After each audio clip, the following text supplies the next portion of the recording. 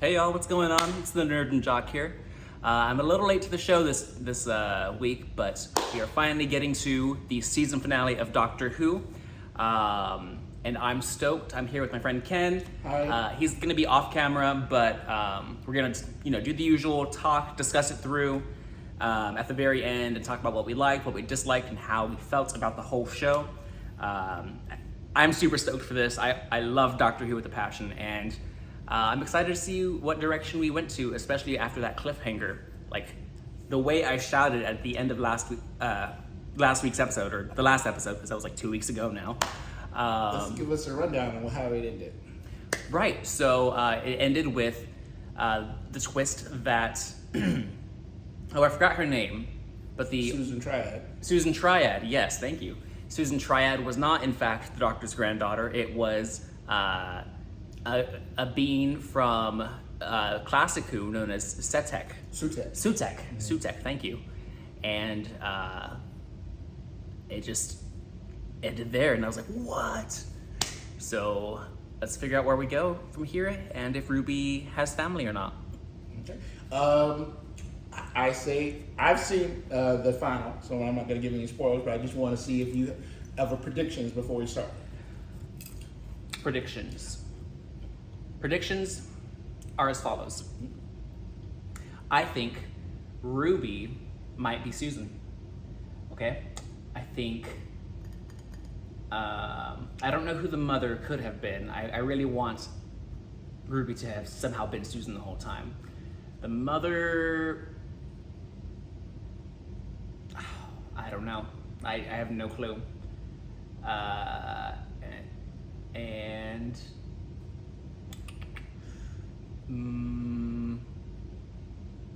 feel like this is just a random, spontaneous idea, but like I feel like maybe Kate will have a successor as well, like another Lethbridge Stewart. Okay.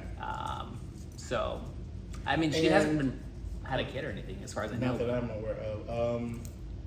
Do you know who Sutekh is? Do you know the history of Sutekh? I don't. I just know that that is a villain from Classic Who. I also thought that Sutekh was the beast from the Impossible Planet. That's interesting you say that. Yeah. So. And there's actually a reason for you to think that, because the person who did the voice in the original Who also did the voice for the Beast. Oh, I didn't know And is that. doing the voice again now. Okay. So he's like 90-something, I think, but he's been doing those voices. I'll just say, so we all are on the same page. Sutekh, you're right, is a villain from, I believe it was the Tom Baker era, and it was a 3-part series, Pyramids of Mars. Pyramids of Mars. I've heard of that serial. I just didn't know anything about it. Sutekh, as I understand from that period of time, he was a part of a race of people who were godlike and who probably were the inspiration for the Egyptian gods. When the Doctor meets Sutekh, he is basically trapped on Mars and immovable because his family realized how dangerous he was, so they trapped him there, and there's a light or something that keeps him from being able to move. But he's got great psychic abilities, so he's been trying to free himself for whatever period of time. Ultimately, in that Doctor Who episode, the Doctor sends Sutekh into the time vortex to his death, which would be super far in the future. And so that's the last that we see. Sutekh spends most of the time in a giant mask. But when he is thrown into the vortex, it is revealed that he has sort of you find like of Egyptian things, an animal-like face, sort of a dog-like face. Okay. And that's all you know from the past. Cool beans. Yeah, thank you, Ken. Right. So let's press play.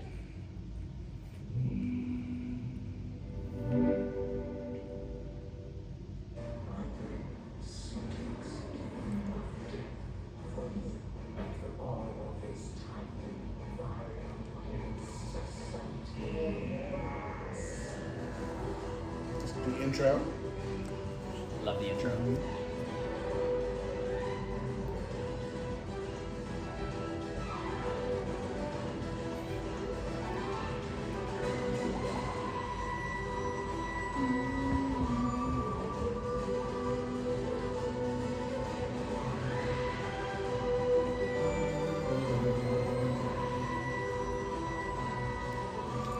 Empire of Death. Empire of by Death. Russell T. Davies.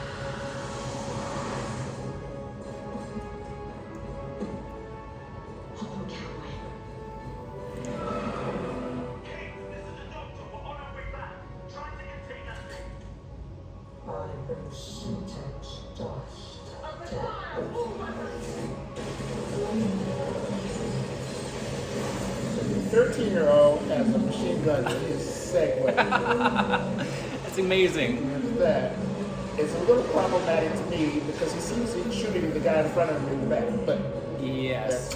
that was a bad angle.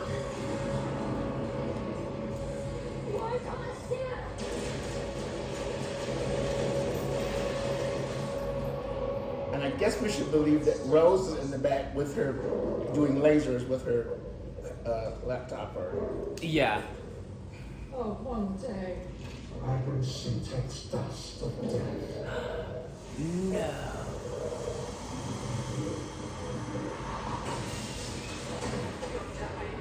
This is me signing off. No. Thanks. And love. And please send this monster back into hell. Because I have to. Well, let's not sing again. No, I love Kate. It will be. No.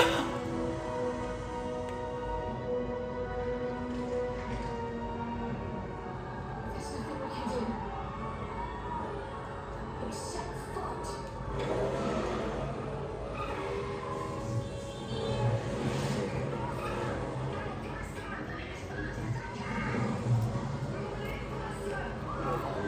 A bit of trivia, I believe that guy in the back in the white shirt is one of the directors. Oh, I didn't know that. Him. Huh.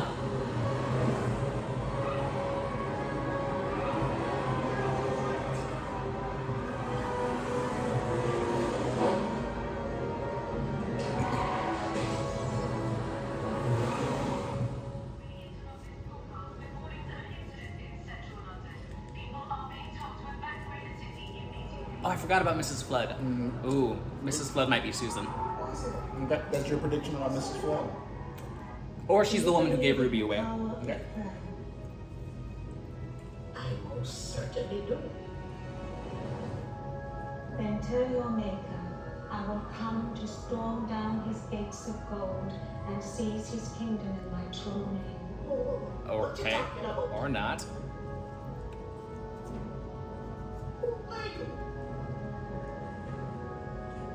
I'm sorry, you tiny little woman. I'm so sorry. It ends like this. I have such plans. What?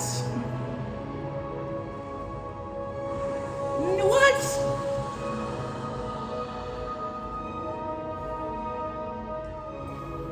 Okay, Carla. Everybody we know has just been dusted. Yeah. Very similar to Endgame and Marvel. How they got in there, I'm not sure. But I'm not gonna lie, I didn't hear what you just said. okay. So how they got into the building, I'm not quite sure. Right. Oh, is this the new TARDIS? Oh, not new, but it would kind of be explained here in a second.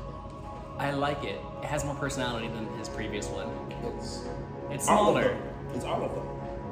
It's what they refer to as the memory TARDIS. It's all a collection of all previous TARDISes.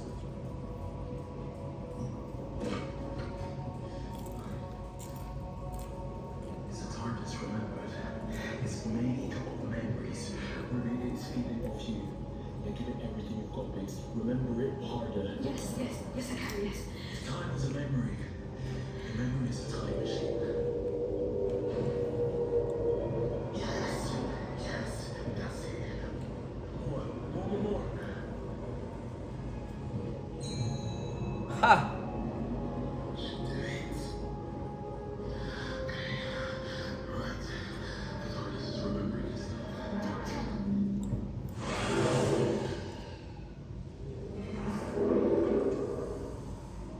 We meet again, my old friend. Doctor, what is that thing? Sudak, the death of ages, the Typhonian beast, the greatest monster I have ever fought. Time does my memories too. Oh, that I love that. Story of your life. A long time ago, in England of 1911, Sutek had been bound and in prison for all eternity, but he rose again, and I defeated him. I cast you into the time vortex. I sent you forward to your own death. Instead, I found a home. I come through an infernal machine, and for so years, I have traveled with you for all this time, riding the spiral ship, staring into eternity and evolving into my true godhood. Now I know the beat of the heart of your time machine, and I can bend it to my will. It will stand as my altar, the temple of my empire of death. Never yours again, Doctor. Never. And I saw inside the darkness so many secrets. Her name, Susan. The perfect trap. I created an apparition of her universally. My time landed on every single world. I burst them all. My angels of death, now standing triumphant across the universe. I bring Sutek's dust on death. Every living thing is an abomination. I come to release them into blessed death, and I find that good. I damn you, Sutek! I damn you in the name of life itself! And I swear to you, with all the hearts of the last of the Time Lords, I will stop you. I will defeat you, and I will turn back death. And why? Am I still alive? Killing me is your gift. And believe me, Sutek, I'm an extinction event. So what is stopping you? Why is the god of death not killing me? What am I missing?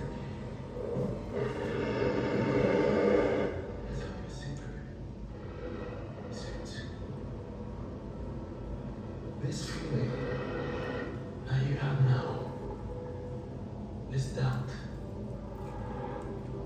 Have you ever felt so alive? Doesn't it feel good?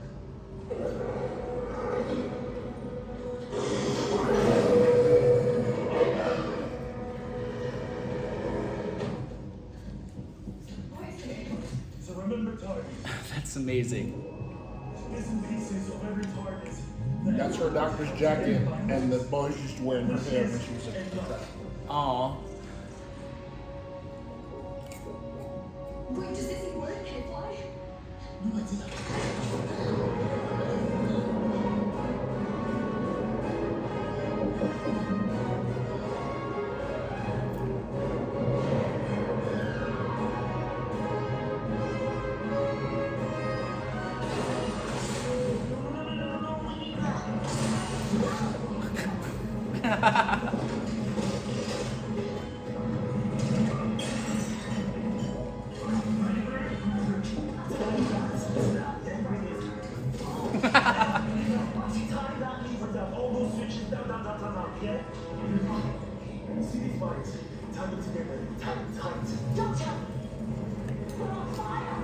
Oh wow.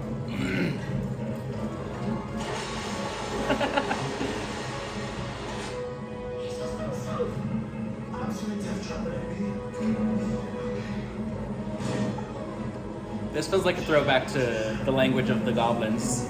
Uh-huh. And there is the exact one right here.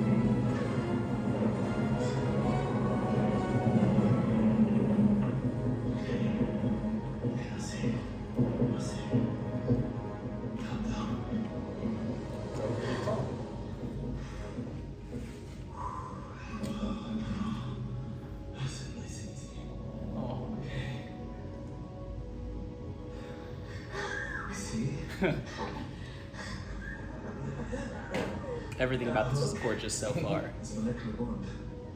It's like intelligent world. What do you mean, like? Intelligent love. That was the first day we met. I am so sorry.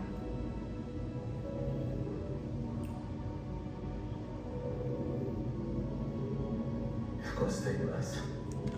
So without the time of those memories, we go clean. That screen is holding the TARDIS together. Okay. So what did I miss? Every season tried. They were innocent. They were all real. Absolutely real. Every time the TARDIS was landed, we roll around like. Okay, so the TARDIS has a perception filter, so it doesn't get noticed. It just sits there kind of unseen because it casts a field around it at 66.7 meters exactly. So you think that? Oh. How'd you know that? I don't know. Just did. Funny things happen to some humans. People say that you can see things. So, Sutek, he used this field, but he used it massively. He focused his mind, created a whole new person everywhere I'd land. Perception means that she fitted in, she had character, she had history, she had the truth. Doctor, you landed on us 100 times. I think she was reborn every time. Each time the TARDIS would land, the idea of that woman gets stronger and stronger. By 2024, she was Susan Trident. This monumental figure. What's she doing? Sutek called her an angel of death. What did she do?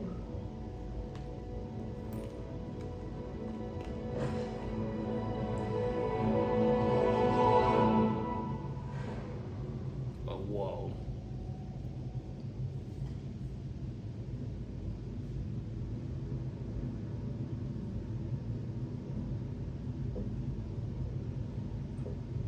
Okay, but this Disney budget, The dust Yeah. of death You should. They're showing it. they're showing it. spreading all over the world.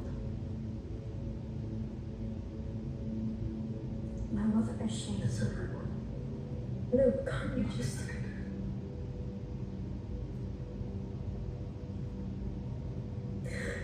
She was...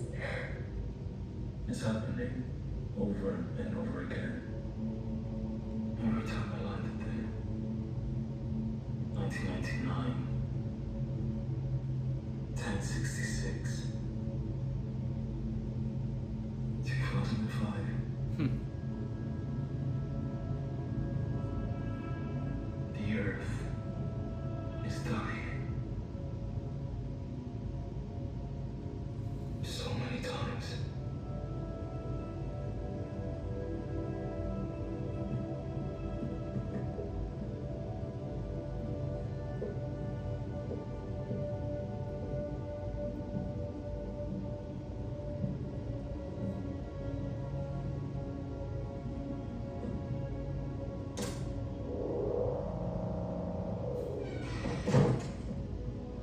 Every world that I ever stood upon.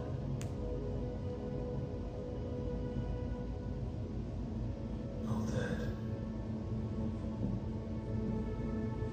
Venus, Talos, Khan.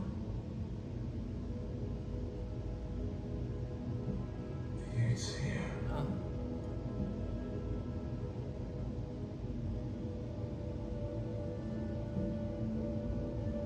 And Scar. The Daleks are dead. Everything is dead. But...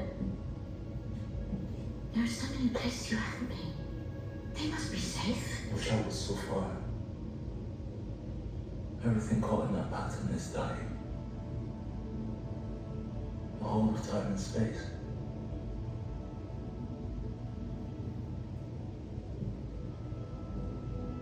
started this? You did not. No.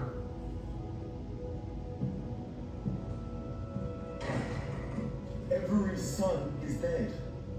The universe has come to a halt. And it is my fault. As I traveled to all those worlds, I thought it was fun.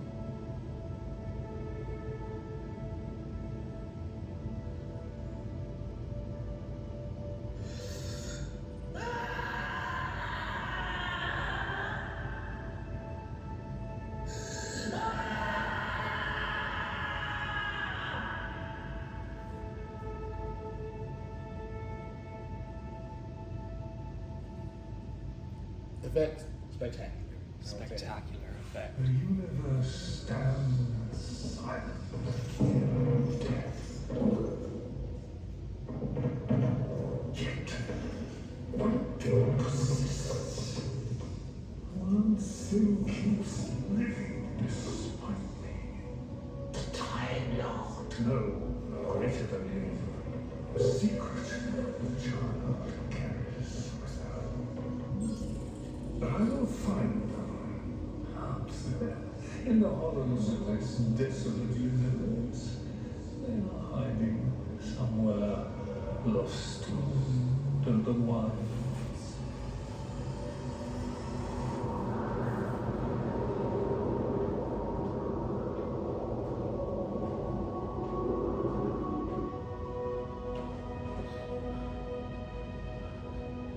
Excuse me. Can you tell me where are we? No idea. Absolutely no idea, darling. All I've got is this chaffee. Do you want some? That's very kind. Only if you have enough. Where did you come from?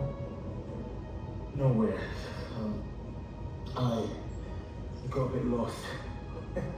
It's been a very, very long time. I haven't seen anyone in weeks. There was a caravan that passed through, heading towards, I don't know, somewhere over that way. They said there was food, but I haven't seen them since. Hush now, darling. Let me get the man's chaffee. Who is a little one? I think I called her Brindle. Oh, Brindle D. But I forget. What is this place called? Hard to remember, right? They say memory is dying. There was a man that said that actual facts were dying in the death wave. But I think this was the city of... began with a B. In the planet? I don't think I was born here. Then I met my husband. Whatever his name was. Tall. He was tall, I remember that. But it was all a very long time ago. Well, at least you survived. I'm not sure I did, really. The funny thing is, I do remember an opera house over that way. Of all the things to remember, maybe I worked there, maybe I sang. But people used to come from all over, with lights, and diamonds, all sorts of things. It was lovely. Have you got any metal? Metal is a precious thing, sir. I don't think anything's precious.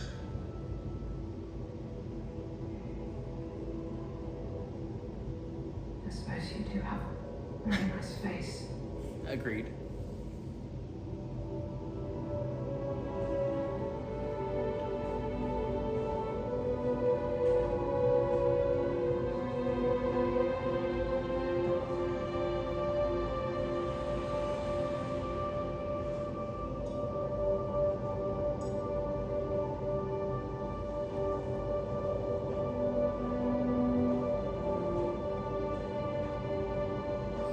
I'll forget it in a minute.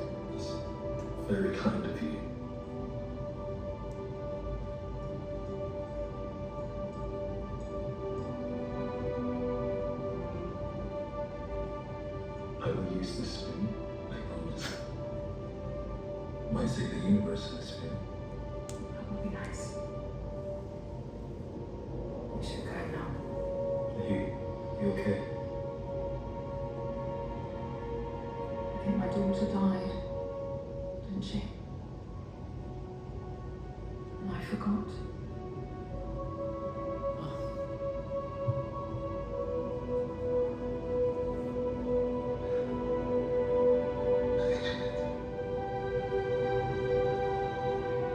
I'm sorry. They say it travels the death wave down the family line. Except that this man, he said it's perverse, is what he said. But it's so determined to kill that it can travel backwards from child to mother. But it's okay because I'm very tired. Such a nice space.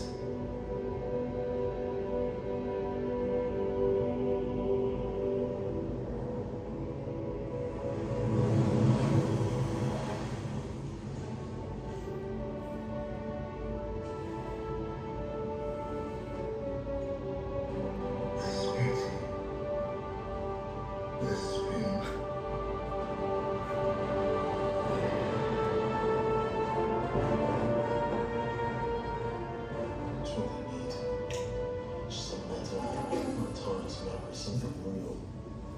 Thank you. Look. After all this time, it's still connected to the Tony. Yeah, I never understood what was all that Egyptian stuff. Cultural appropriation. Oh. And who were they, that woman and the man with the hair? They just traveled in the darkness. That's all I know now. We traveled together, didn't we? Best time of my life. We met Einstein.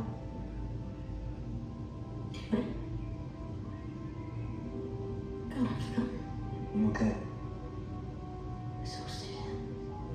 I still don't get it. What changed? Sutek was heading for years. Why did he go on the attack?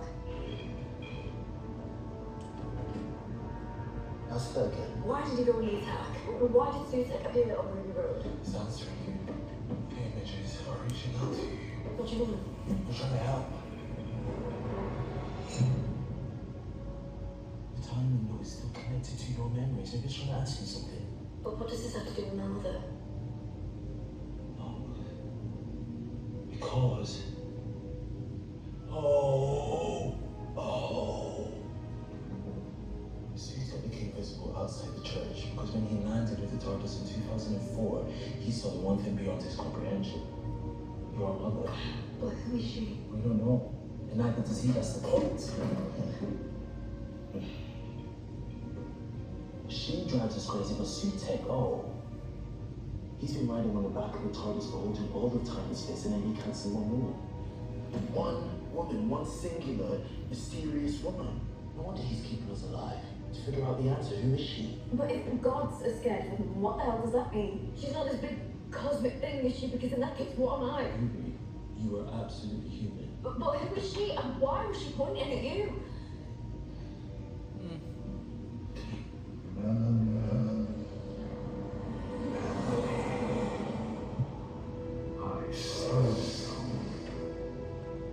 We can find the living through time and space and family. I wish there was something we could do to just see them. Government says. Okay, who's that? Government has collapsed in shaking absolute Let me shame. see. Now's the time to fall. No, nothing. Give it to me. There, I mean him. Show me. In particular, the DNA testing regime. It's giving you another answer. What is it? Wow, that's the gravity crazy. And the pause compulsory DNA testing for the entire population. Roger that, William. The most dangerous prime minister in history. But that's 2046. You haven't met him, have you? No, I couldn't look it up.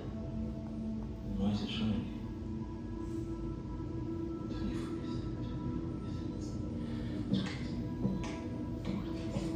3046. He did it. DNA testing became compulsory for the entire population in the UK. So if your mother was still alive, She'd be on record. she would be on the register. We've never been able to find her because she never got tested. But 3046, she's got no choice. It is showing us the way, Ruby. It's showing us the path to your mother. If I can What just... does that mean? Can we find Ruby's mother? Yeah, what happens if we do? One question at a time.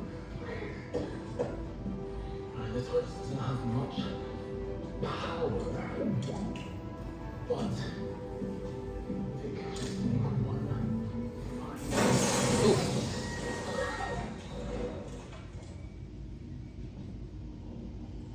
Hamilton, love of whistle. 2046, here we come! Yes, but it is preserved in death, because I was landed, this was fixed, yeah? I see them, Melanie. Every living thing contains dead cells. Skin, legs, immortal, come and see food for dead. And away, closer, closer. Bring him to Sutek. Find the mother's name. 2046.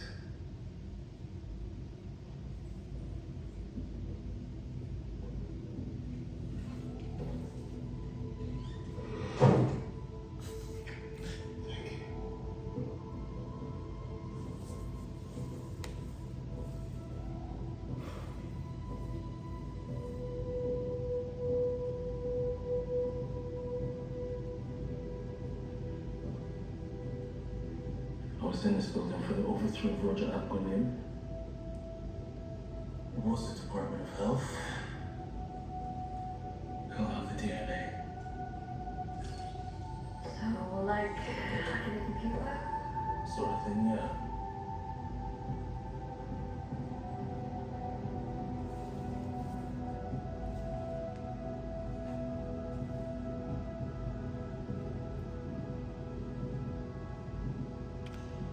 This outfit he's wearing is giving weirdly military vibes. Yeah.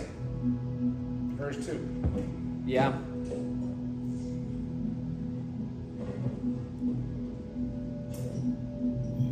Nice. The DNA list was locked away under top security. I guess who invented the security? Of course.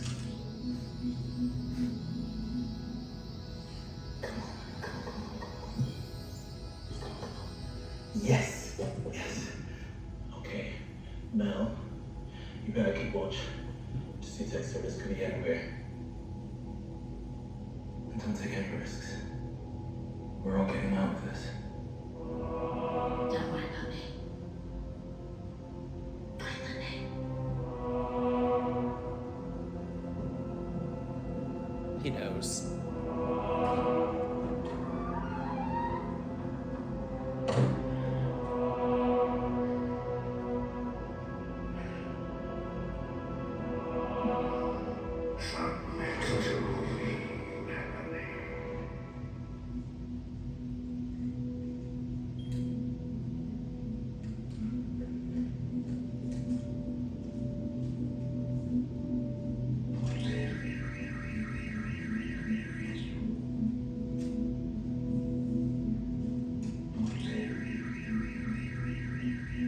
That's me. So what do we do now? Press search.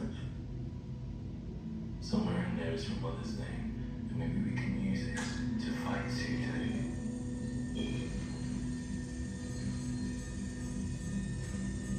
Search for 76 million people.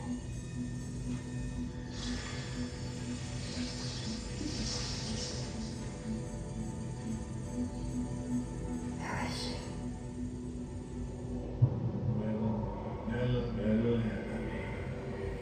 Here I see.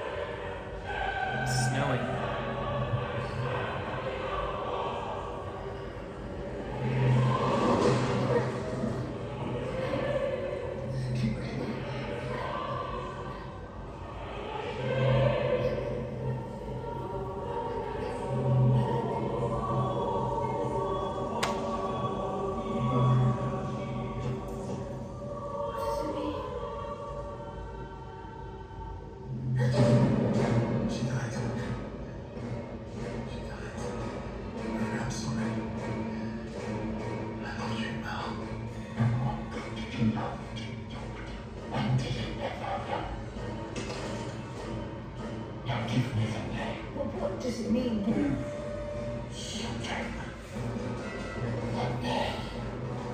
Bring me the Time Lord and child and their precious secret.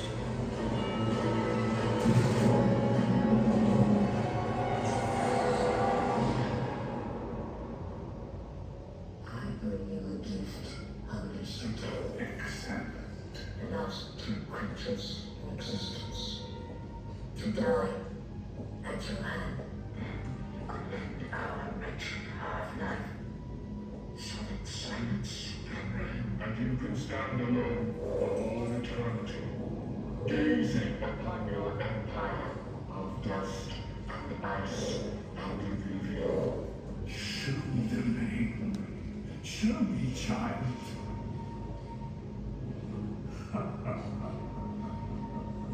Caesar, bring the name to me. Caesar, I promise you I will worship you.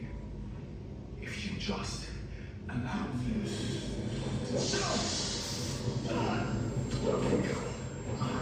You have lived for far too long, little Lord of Time. I've got the name. I've got the name, and I'll give it to you. Can you just let me go? The screen. I found the name. But I don't understand. And I wish I could. It's the only thing I've ever wanted for all these years. But now I found it. And I don't understand. But maybe you can. Maybe this is real. Waiting for so long. Oh, I knew she. I didn't know that. You thought of nothing.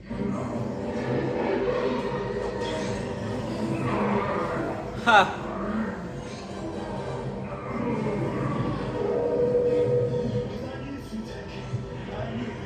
She's too cold. Listen to me.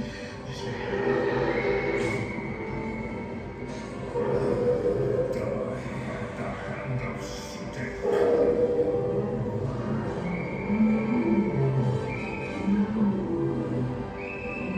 Ha!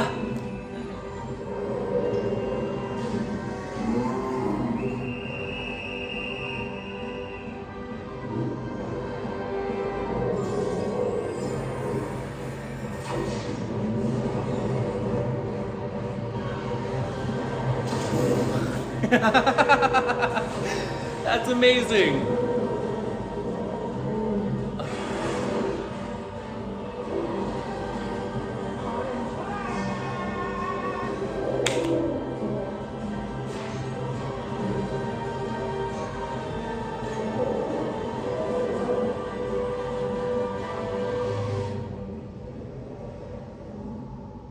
Into the vortex.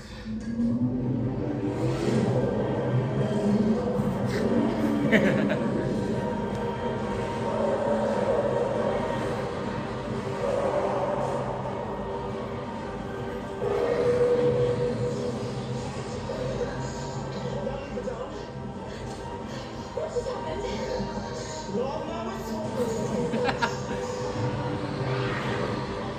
Even better than the snap.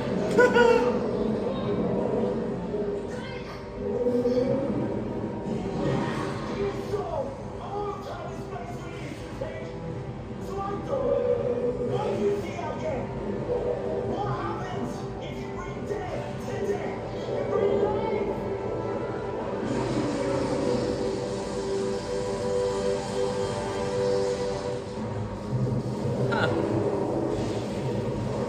Gorgeous. This is absolutely gorgeous.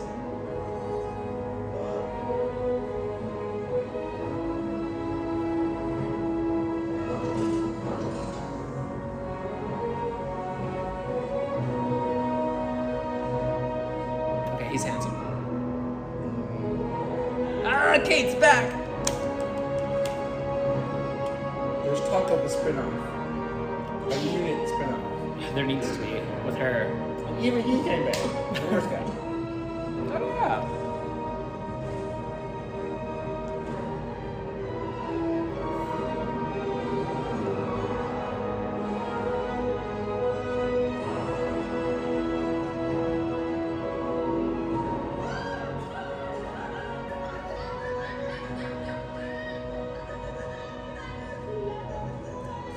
boy.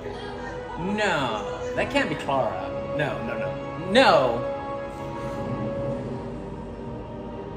Could it? It makes sense. She even dresses like her. Oh my god! Ah! Now watch this. Oh.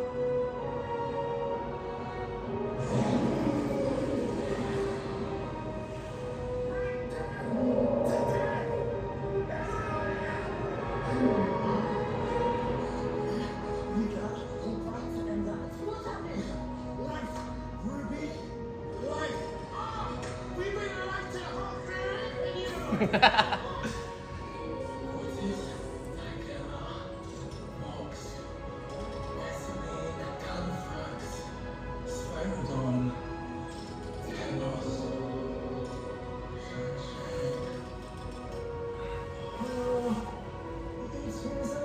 Yes.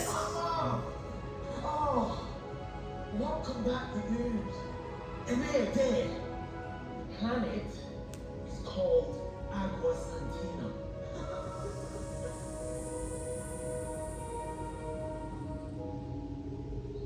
Oh.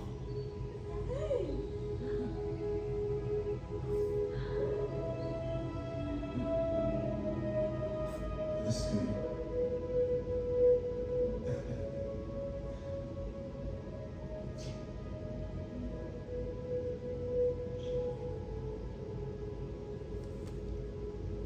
We fought a monster.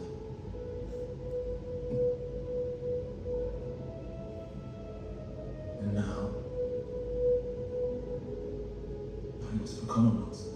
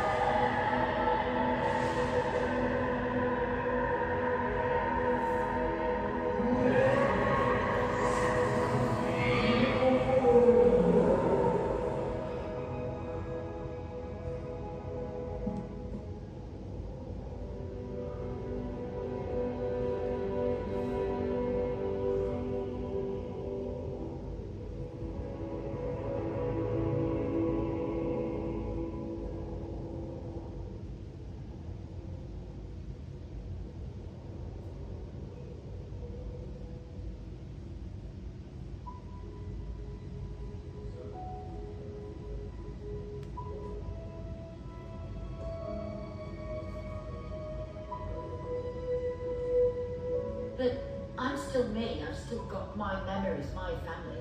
All of that's still true, is it? Absolutely. You are who you are. The god of death created life. He gave you a very good brain. I think Uni can use you. Oh, Anything to help. I don't mind. I'll make the tea. did you make this tea? I did, yes. Don't. Oh. You should have seen me. I had to walk home. I got in and your brain was telling me off for not dusting. I want you to say, oh, don't worry, it's alright. I want you to say thank you, Doctor. You brought her home. You brought all of us back from, well, who knows where. Do you remember what happened when you... Echoes.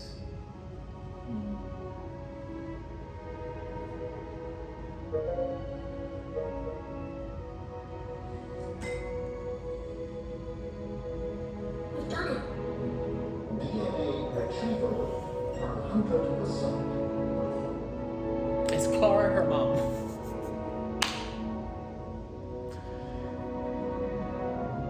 No.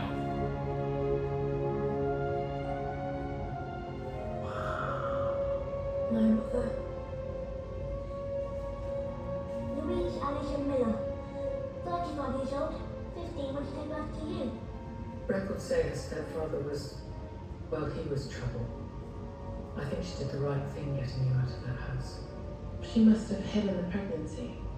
Father, William Benjamin Garnett, 15 at the time. Louise moved to Coventry at the age of 18. Did well, got a degree. She's a nurse. That's what I understand.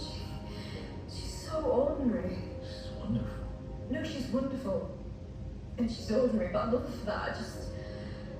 How did she stay invisible from a god? She defeated Sutek. She was important. Because we think she's important. It's how everything happens. Every war, every religion, every love story. We invest things with significance. So while the whole of creation is turning around her, it made her sheer existence more powerful than Time Lords and gods. In the end, the most important person in the universe was the most ordinary. A scared little girl, making her baby safe. But she pointed. She did. She pointed at you, Doctor. She wasn't pointing at me. Because we cleaned up the VHS. Behind me was that lamppost. So, It was a signpost. She was pointing out the name of the road. She was naming you.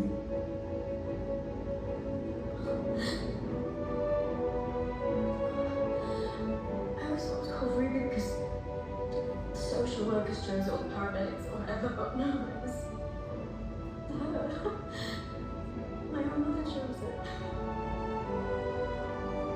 My name is Ruby.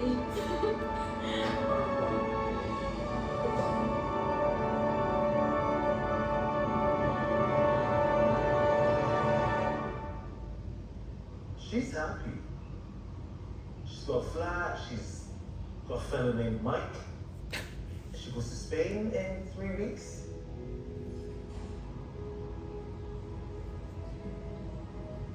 And the point is that she has had over 7,000 days to come and find you, and she never has. I found her. With a time machine. Is that fair? Louise never made her choices, and I think you should leave that alone.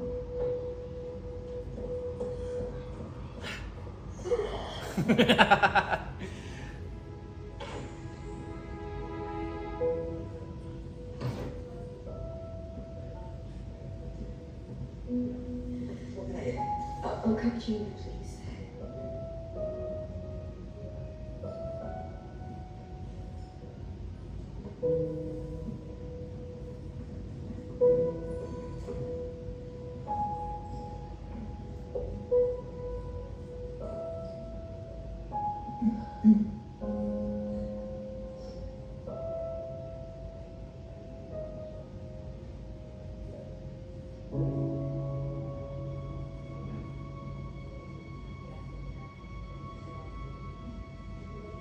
Ruby? That's me. I was named after a road. Ruby Road. You left me by a church 19 years ago. You left me where I was safe. And I just want to say thank you. I'm so sorry.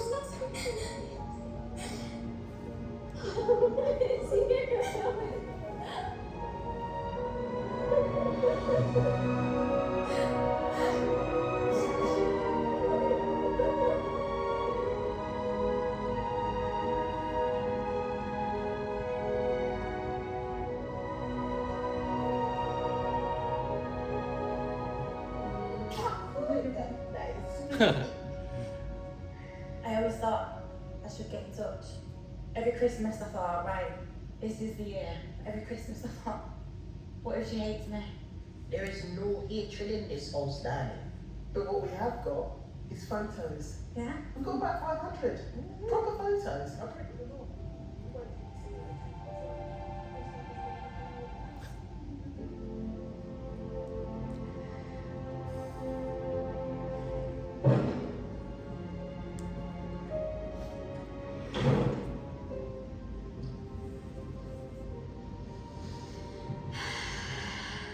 I won't be long. I'm just gonna catch up at a pizza and Mum set up a bed and grandson so Louise can stay the night. And then we can head off, you and me. Where to? Wherever you want. Ruby. Come on and join. I've told her so much about you. She knows everything. And oh no, sorry, leave that. And you know, I said life with the doctor is just mad. And hang on, I better. Oh my god. I think they found him. My dad, William, because it turns out his mum and dad still live at the same address, but she never told him, my mum, my real mum. So she never told Will about me, so he doesn't even know I exist. So we've got to go, and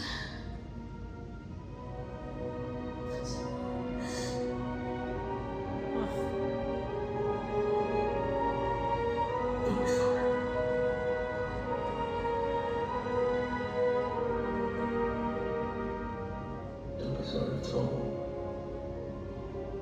Your life is out there now. I'll show you monsters and planets, legends. But this, honey, your adventure is just beginning.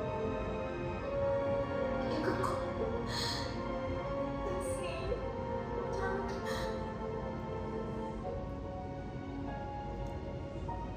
You don't do that to me.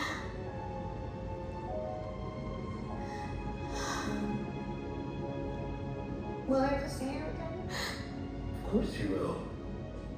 Of course you will. Your own granddaughter. You left her and never went back. And that was my mistake. Maybe I'll find her again one day. But you, maybe someday I will see it again. Because you changed me. You talk about family in a way that I never did before. It's because of you. You have made my life bigger and better. And now, Ruby Sunday. Goodbye.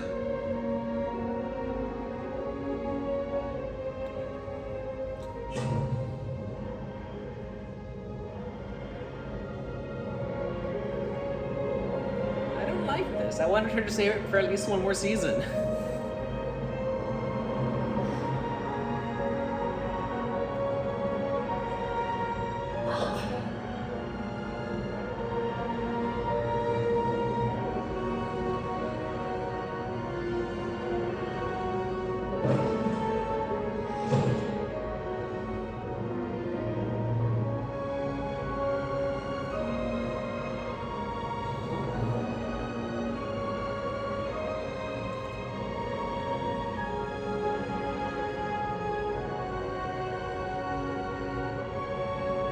There will be a new companion next season, but she will be in some episodes, but obviously not all of them. So she does come back next season.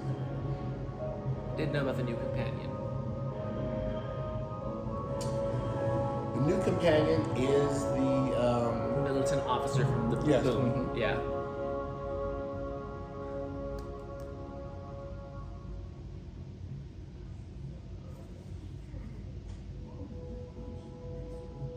And that's how the story of the church on Ruby Road comes to an end. With a very happy ending for little Ruby Sunday.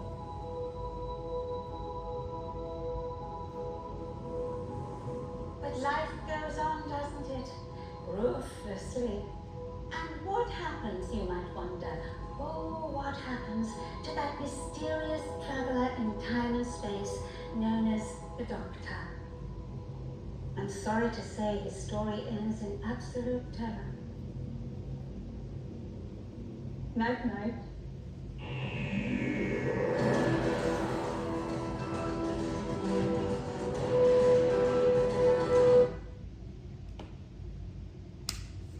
Incredible. Okay.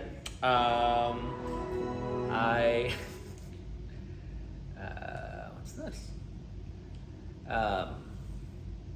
I loved it. Scale of 1 to 10, initial reaction. A 9, a solid 9, I think. Okay, well, all right. Not perfect, obviously, because we're left with the cliffhanger. Well, we still don't necessarily truly know the identity of Mrs. Flood. No. And I really thought she was going to be Clara. Well, a couple things that I know that I've seen since, and I'm very proud of you. You caught that she was wearing Clara's outfit. She has been wearing a companion's outfit every time we've seen her. Has she? I hadn't noticed that. Yeah, I didn't notice that. And that last one was, or somebody who's been in Who recently or in the past. Okay. Everything she's worn is a throwback to something somebody else has worn. So Okay. now that's part of the mystery that we have. If you go online now, they'll see side by side comparisons. Like the jumper that she was wearing once is like Rory's. Oh, okay. And the white thing is a character from Old Who. Okay. So all of it, and then there's also obviously the Clara outfit. Yes. And good for you. Thank Part you. of the Thank Clara you. outfit from the get go. How do you feel about the reveal of Ruby's mom? Kind of a letdown. I thought that she was just so ordinary. Mm-hmm. And I mean, that's kind of the point. But, you know, I expected her to at least be dead or something. And, no. Well, I'm super glad that you enjoyed it and you found it to be a 9. I am more bothered than you about the Ruby's mom situation. Yeah. I feel gaslit. Yeah. I agree. I was gaslit. I agree with that. And I've heard some things that he said since. And I mean, so they said she's important because you made it important. Nothing. So it's on me. It's my fault. Yeah, I thought she was important. No, you made it snow. You said that she had a song in her heart that was the what is it? The maestro found something that was special about her in her heart. I didn't make all that up. You did, and now you tell me nothing. It was just in your head. Yeah. Me, us, and Sutek. It feels like to me, it's almost as if he's comparing us to Sutek or making us Sutek. We got obsessed with this thing when there's really no answer to it, or it's really just ordinary. So I agree with you on all those points. I just don't fundamentally, yes. The search for Ruby, for her mother was like so important to her that it had like a ripple effect, evidently. But at the same time, it doesn't explain how she was hooded or hidden from. He gives us an answer to that. Time shrouded her. That's like the official answer? Yes. Because people were asking, why was a 15-year-old girl wearing this hooded outfit? Oh, that was time shrouding. So she wasn't really wearing it. It was apparently, she was. I don't know what that means. All I can tell you is what he apparently said. Time was shrouding her, making her invisible. She didn't do it. Time did it, made her invisible, including apparently including the hood. Because this doesn't make sense. Why would that girl be wearing that hood? Now, okay, now I'm going to point out all the things that bother me. Now that we're at it. Okay. One, that the reveal of the mother. And you're having no context to anything that we've done before. And that feels manipulative to me. And I don't like being manipulated because I feel like it's all imaginary stories. Yeah. And you put yourself into it and you try to care about it. And I feel like I've been laughed at for caring. So you made me care, and now it was nothing. So should I not have cared? Or should I have seen through that it was going to be nothing? You guys made this big deal. It keeps on feeling like saying, you guys made this big deal of it when it wasn't really a big deal. See, that's what happens when you make a big deal out of things. Yeah. And that bothers me. So it feels manipulative, and it feels like it's not respectful of the fans. So I don't know about that. Okay. I enjoy it as like a moral story of like, you know, you place more importance on like what you do know and what's in front of you than than in something that you wished you had or wished like as a replacement in life. I could be with you on that if it didn't snow. I mean, that it magically snowed everywhere they went. And that's just because we thought it was important. Oh, I see what you're saying. Okay. And, to all the clues. So if it was just Ruby's mom, who's Ruby's mom? And it wasn't all these far-fetched or all these big clues and these big things that the Mastro couldn't get to her because of some reason. It's snowing everywhere she goes, and then whatever was happening in 7 3 yards. Yeah. So all this seems to suggest there's some kind of something surrounding her. It seems to be to do with the mom. They throw us every kind of bone that we can, and then they go, well, none of those things. For you for thinking it was something else. Is how I feel. That's how I'm feeling about it. Yeah, no, I don't feel like it was but as you mentioned those things, like it made me realize that this was a very fourth dimension season. Okay. Like, because obviously Mrs. Flood addresses the audience at the beginning and the end. There are a lot of wall breaking. Yeah. So it's like the idea of like we place such importance on it that we as the audience are causing it to snow in universe, and they're affecting it. Yeah, that's kind of what it said. Now, the one thing that I thought of that this will lead into one of the other things that bothers me, but the one thing I thought of where if it was me, I was a writer, and my explanation might be that Sutek was making it snow because Sutek cared so much about it. So he was always wherever they were. So his magic spread out in some kind of way. Never know if he can make it snow or not. Right. But maybe it's his presence and his desire to know the answer that caused it. So I tried to come up with an explanation. Yeah. Nobody else has said that, but that was my possible explanation. But it's still, but what they say is it is like you say, maybe this lesson we shouldn't put such importance in things. And I go, but I didn't put the importance in it. You told me it was important, and I believe you. Now I will never believe anything else you tell me. So that was my reaction. Now that takes us back to the fact that Sutek has been riding on the top of the TARDIS since 1978. Every story we saw, every place it went, everything we did. Remember when the TARDIS became a woman and could speak? Well, why didn't you say, "Hey, by the way, you know there's this God riding on top of me when we're traveling around"? That I've seen memes about that. That I did see memes about. Right after. I tell you that the time when it was in the furnace of the Dalek ship, was it Sutek? Okay. Every time anybody was, I don't need to go through all of it. It's just, to me, again, this is another thing that bothers me as a fan, and as how Russell is doing stuff and how that last guy did stuff. I feel as if they just like the idea of retroactively changing the past. And it's almost like a showing of power. I can change all of this history to Doctor Who. And I go, why? Why would you do that? Now, again, me thinking of what I would have been totally happy with and felt better about it if Sutek jumped on during the second episode, third episode, or the second of the Christmas episodes when they were at the end of the world with the salt and everything like that. Yeah. The TARDIS disappeared at one point. Yeah. And at the end of the world, maybe the salt made it happen, but whatever. That's when Sutekh has been waiting out there this whole time. Mm-hmm. Then he latches onto the TARDIS, and now it's just the recent places that he's been to.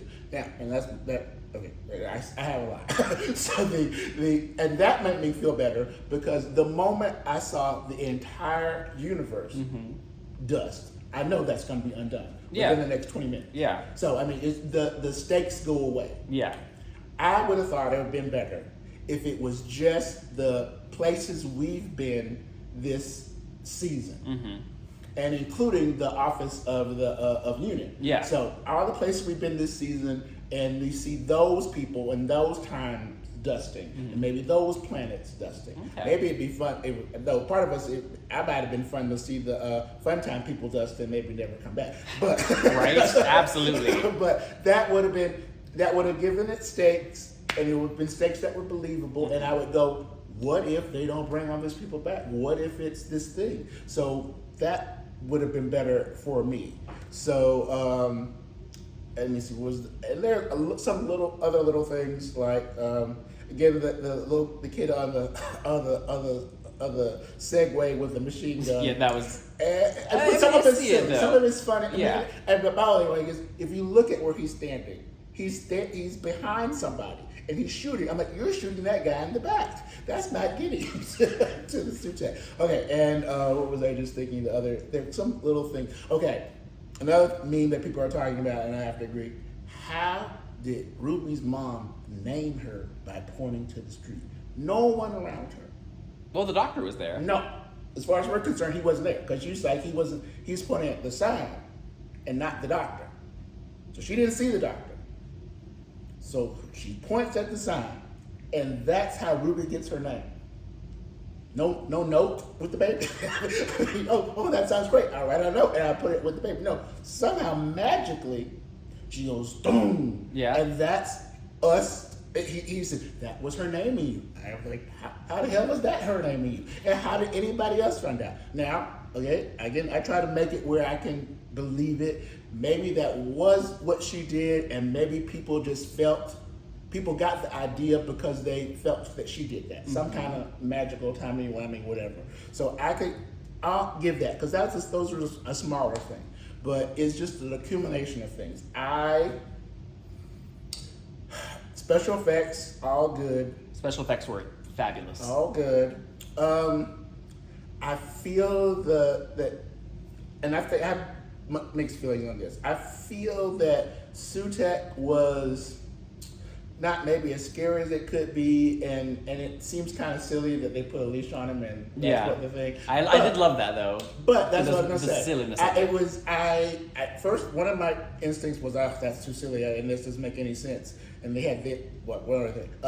But then I was watching somebody doing a review, and he was watching it, and he had watched it with like his 3-year-old daughter, and she's like, he's like, what your favorite part? When they were pulling the dog. And I go, that little girl is going to grow up to love Doctor Who, and her memory is the thing that she saw that was exciting, the dog being pulled by the target. Yes. So those things need to be in there. It's not for adults per se. Yeah, no, but it's a family show. It's a family show, and it's really for kids. So some of the silliness, I go, okay, they're given to kids, and so that one I kind of let go of because I really see how that affected that little girl. So I go, okay, I get it. Yeah. And so that can be fun, but it just seems to have so many plot holes that I get bothered. I mean, again, you made up this world, and I'm going with you on it, but you don't. You're not consistent. Yeah. Things aren't spelled out. Still don't know what 73 yards were. We just bring up the fact that the TARDIS has a perception field that big. Yeah. And how was Sutekh making people who are still alive now on every planet that they went to? Right. I don't just saying that there's a perception filter doesn't explain how Sutekh was able to make up who's still sitting there and was my family real? Yes. So everything about you was really real, but Sutekh made you. So I'm sorry. Okay, those are my things that I'm saying bad things.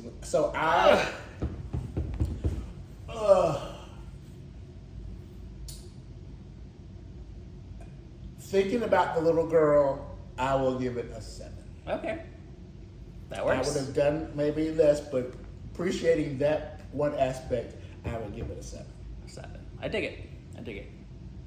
So your other thoughts? I've monopolized. No, you're good. My other thoughts, back to the special effects, gorgeous. You can really see that Disney budget coming through. Yeah, absolutely. As far as like the like structure of Doctor Who as it relates to like past serials, I think, well, one, going back to the Chibnall era, I think that was just, you know, someone who doesn't really write sci-fi, writing sci-fi. Yeah. As best as he could, and it was like, oh, hey, it's a magical world or sci-fi world. I can do whatever the heck I want. No. Russell, I think, I like the direction he's taken it, but I also think that I will not say that he's trying to undermine Doctor Who. I think he's just taking liberties that he can because, you know... This is him. He's Russell T Davies. Well, not even just because he's him, but more so for the fact that this show is 63 years old. The 70s serial was almost 50 years ago. And so, like, finding a reason to bring back, like, a really cool villain, maybe he just was like, hey, I need a way to, like, latch this on. Just a little bit side note. Apparently, he thought of that when he was 15 years old, and this was the first time they had the special effects to be able to do it. Oh. He saw that show, or I don't know when he first saw it, but since 15 years old, he had the idea, and there's apparently a little drawing he has from the past of Sutekh being on the top of the TARDIS. He fulfilled his dream. Yeah, he fulfilled his dream. Yeah, I'm glad his dream came. Yeah. I mean, all the more credit to him for that. I think it's a gay black man, and I think it's a little too woke. Come on. I mean, cultural appropriation. I mean, we just had to throw that in there. I mean, it's the whole idea of the past episode was that the Egyptians got the idea of these gods from these people, and so who's doing the cultural appropriation? Well, I mean, the idea was there. I feel of let me rephrase this. The way it was handled in the 60s, 70s, was probably cultural appropriation. Like, it wasn't like an internal thing. It was kind of one of those fourth wall things of like, okay, we're seeing that the stories were not taken, they were just used because, oh, Egyptian stuff is cool, as opposed to but is that cultural appropriation? Is that bad? I mean, you're telling a show about time travel. Egypt is a place. It is a place. Time travel, and they have gods, and it's interesting. And so it puts a hint on it that it is bad, and I don't see that it is bad. No, I don't see it as bad. It's just the cultural appropriation is bad is a negative, right? Yes, generally, but like in the sense that like, yeah, if you probably watched those serials now, you're like, that's really cringy. Yeah, like, they did stuff that was not great, and so like, it was. In other things, I would be more so, but that one is to me is not the best example. My other little things, I do feel like he cries too much. I like the emotional aspect. I like him being emotional, I guess, but it has lost its impact. He cried the same way at the end of all the universe as he did at racism. On his knees and all this emotion and stuff. How can I get the impact of that when that keeps happening all of the time? I don't know. I enjoy it each time, and I think it really is it's something being done purposeful. I mean, I guess to show people and kids in particular that you can have your emotions and be in your emotions, and I especially if you're a male-presenting person. Yes, and I really appreciate that, but it almost, like I say, it almost becomes a meme into itself. Every episode, there's some reason for him to cry. Right. And part of me though is he just is proud of himself that he can do that one single tear. That's tough. It is. That tough. is very tough. I'm proud of all that, but I don't know about every time. So, is there anything else I would want to bring up about the season? Anyway, those are my sort of issues. I loved the first go around with Russell T Davies, and I overall respect him as a writer, but I feel like he has been celebrated for so long that he believes his own press, and he sort of thinks his way is the best way or is more important than what the fans think. And I often get the feeling that he doesn't respect the fans. Did you ever watch Torchwood? I did like Torchwood. Yeah, I don't know that I ever finished it. Yeah. Did you happen to watch the movie? Was it the Torchwood movie? Yes. It was like it was not really a movie. I guess it was a 3-episode special. No, I think I saw up to like 4, 5, 6. Okay, so it was after the series had ended, and then they did this after special. If you've not seen it, I don't want to particularly ruin it for you, but something happened that fans were bothered by, and he just said, "Well, if you don't like it, you should watch another show." And I mean, come on, but help me. These are people who invested in something that you did, and they're upset about having invested in it, and this thing happens. So show some compassion to them. So that's my rant over. Oh, I gotta sneeze. It went away. Now, what is it? X-Men '97, fantastic. I'll have to get to that at some point, but I think also for the So viewers what out are there. you? Okay, so your positives are the Disney money. Disney money. You do like Trudy, and you do like the emotion. You like the story, and you're not particularly bothered that Ruby's mom is not anything. Nah, I mean, fundamentally, at the end of the day, it's a work of fiction, and fiction is meant to entertain and provide some morals. Yes, but I think a show like this, when it has the history that it has and the way it's supposed to be written, I'm entering your world. You tell me the rules of the world, and I go, okay. But then you change them indiscriminately, and it makes me feel manipulated. It also makes me feel, why should I invest in this? Because you could change it up and make it something different anytime. Yeah. My one example of that is the Weeping Angels. Blink, one of the best episodes that they've ever done. Fantastic, I love it. Of course, that was written by, what's his name? Stephen Moffat. Stephen Moffat. So then Stephen Moffat becomes the showrunner. Yeah. And he wants to bring the thing that he's most famous for into the show that he's doing. So now we got Weeping Angels all over the place. And they now can look at each other. That was the whole point of the episode, was that the Weeping Angels, if they ever saw each other, they would be locked in the spot. They're an army marching on people, not covering their eyes, so they're seeing each other in all these later episodes. Are you talking about the Chibnall ones? No, that's before Chibnall. I mean, that's even worse. But even during when Amy is blind, and they're going to the crack in the wall and everything, they're marching like an army. They're not even covering their eyes.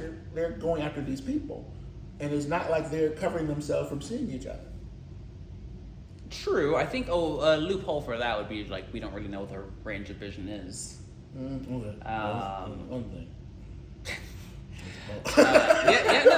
You see that's, and maybe it's just me, because maybe you tell me this, I'm like, okay, I got it. This is the world that we live in, and it's probably partly because me being a lawyer, or I'm a lawyer because I'm this way. But it's like, okay, you give me some rules, and I will live by your rules. If you come up with a loophole, I can go to loophole, but you just can't throw it out and not explain to me how we're throwing it out, or it bothers me. But it's just supposed to be fun, and I don't want to take the fun out of it for anybody. But I usually enjoy, but that was the thing I loved so much about it, because I guess I should give Moffat credit because I loved the River Song reveal. Oh yeah, absolutely. That was, I mean, I started to feel it. I started to think it to myself, and then boom, it happened. And I'm like, wow, that is great. Yeah. That's some great writing. You gave me some clues. You didn't make it too obvious, and you made it something that I could see, kind of, and then you revealed it, and very emotional. So that one I super appreciate. But what's your favorite episode? I guess we probably need to bring this to a close. But what's your favorite episode overall? First favorite episode this season. Oh, this season. Okay.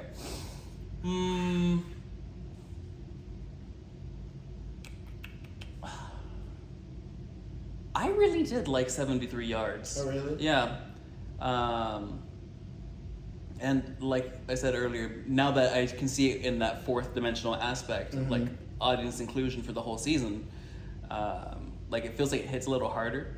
Do I know like the ins and outs of like why that timeline worked or what was going on? No, but it was fun and an interesting plot to see like a companion having to play a long game. I think we talked about this another day, so I'll say it on the recording. My issue with 73 Yards is she did the 73 people. Everybody who got exposed to the 73 Yards were then either terrified or disgusted by Ruby. Get away from Ruby. Why did the Prime Minister quit his job? Nobody else quit their job. Nobody else, unit didn't shut down because this guy runs away from his job, which I don't know. I mean, it just doesn't fall in place. I'm sorry. I don't mean to be negative about it. It's all good. So that's your favorite. What would I say my favorite was? Dot and Bubble. Dot and Bubble. Yeah, no, just the insidiousness of it. Yeah, was like, it is insidious. It is insidious. So give them that. I did like Boom, and despite some of its silliness and the other people don't like stuff, I did kind of like Rogue. Wasn't thrilled by how it ended, but again, plot holes kind of thing. Yeah, like he threw her on and knocked her off, but why couldn't we do that before? And the thing that gets me the most is there was no hurry. They controlled when the thing. Why we gotta drop them down now? Let's spend some time. let's take a like 15 minutes. True. We got doctor with the Dr. Brain. Let's take 15 minutes, see if there's some way this guy doesn't have to go to this horrible negative dimension. And my thought is there was a dead body over there. Just exchange him with the dead body. Send them away. But okay. Yeah. I go too deep. No, I love the chemistry between Jonathan Groff and they did have Ncuti great Gatwa. chemistry. I felt that. I thought that was good. And it was super sweet, him loving the TARDIS and all this kind of stuff, and the proposal and all that. That was all very cute. Yes. So ranked probably 73 Yards, followed by Dot and Bubble, and Rogue for top 3. I know for sure Space Baby at the bottom. Space Baby's, yeah. Space Baby. I mean, I liked it. It was cute. And it was a great commentary on like the political situation of abortion, but also of refugees. Yeah.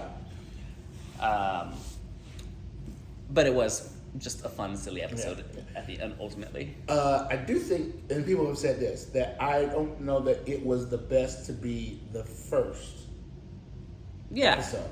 I think maybe something else could have been the first. And the one thing that I also think would have made the season finales better is if the dust thing had happened at the end of the Legend of Ruby Sun. Yeah, I think that. So we would spend all this. It would at least be sitting with the idea that people have disappeared. Because when it happens, it takes 10 minutes in the thing for it to happen. And we only got 30 minutes left, and everybody in the universe is going, that's going to get undone. Yeah. So you as soon as they all disappear, you just sort of feel, stakes have melted away. But if it happened at the end, at least you'd be sitting with all these people that does too. Yeah. Because I got to find out next week how they resolve this. Yeah. I mean, it could have just not resolved. Like there are seasons that end with no resolution because they'll be solved in specials later. Like what? Give me an example. No,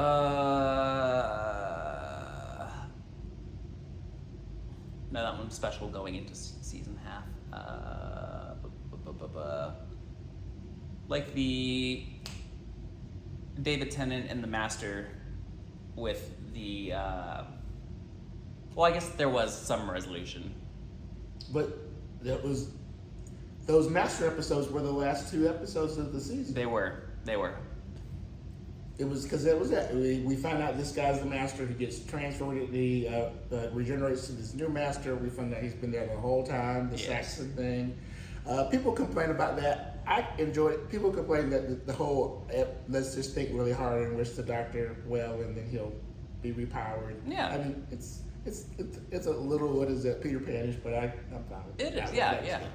And I also like the one in the I think the end of the road or whatever, where everybody in the world is calling the Doctor at the same time, which gives gives him the signal he knows to find where they are, and all of those people.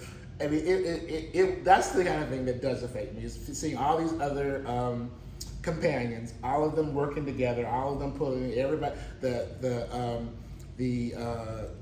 Torchwood people, the Rift is going to power it. Yeah. The Sarah Jane computer is going to make the call, but they need a special code, and only K9 has the code stored in it. It was just this all this stuff happening that made me go, oh, this is adorably cute. It's adorably cute. Yes. Yeah. And then fun and almost and emotional on the way. And also, I mean, a lot of the callbacks. I mean, the what's her name? Harriet. Jones. Yes. And I always love that. We know who you are. Harriet Jones, yes. even just before she died. Harriet Jones, final Prime Minister, and the Dallas go, we know who you are. So that was good. So there are moments that I look back and love. So yeah. Alrighty. Well, that was it. That was Doctor Who. Next season 1. Season 1, series 14. Wikipedia classifies it as series 14, so that's what we'll go by. There we go. Wikipedia knows all. Anyway, thanks for watching.